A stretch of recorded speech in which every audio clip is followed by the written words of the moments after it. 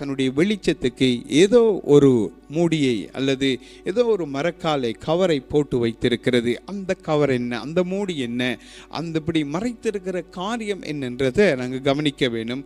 சில நேரம் சில கவர்கள் அதாவது அந்த பல்ப் வெளிச்சத்தை வெளியே காட்டாதபடி போடப்பட்டிருக்கிற அந்த கவர் மாதிரி பாவம், சில நேரம் கோபம், சில நேரம் கசப்பு, சில நேரம் மன்னியாமை, சில நேரம் எரிச்சல், சில நேரம் பொறாமை போன்ற மரக்கால்கள், அதாவது கவர், அந்த மூடிகள், பாத்திரங்கள் போட்டிருப்ப இவைகள் ஏன் வருகிறது? ஒன்று மாமிசத்தின் கிரியைகளினால் அது வருகிறது. இன்னும் ஒன்று, இந்த மாமிசத்தின் கிரியைகளை பிசாசானவன் தூண்டிவிடுகிறான்.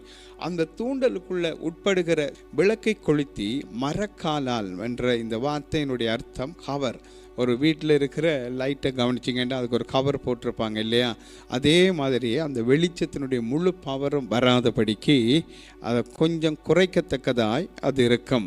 அப்படியாய் மரக்காலால் மூடி வைக்காமல் விளக்கு தண்டின் மேல் வைப்பார்கள். விளக்கு தண்டு என்பது ஸ்டாண்டுக்கு மேலே உயர்த்தி வைத்தால் வெளிச்சம் எல்லாருக்கும் அல்லது அந்த அறை முழுவதும் பிரகாசிக்கக்கூடியதாக இருக்கும். அப்பொழுது அது வீட்டில் உள்ள யாவருக்கும் வெளிச்சம் கொடுக்கும் என்று வேதம் சொல்லுகிறது.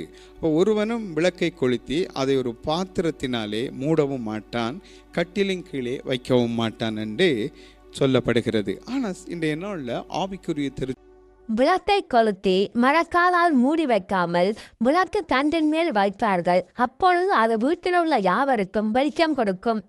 ஒருவனும் விளக்கை கொளுத்தி அதை ஒரு பாத்திரத்தினாலே மூடவும் மாட்டான், கட்டிலின் கீழே வைக்கவும் மாட்டான்.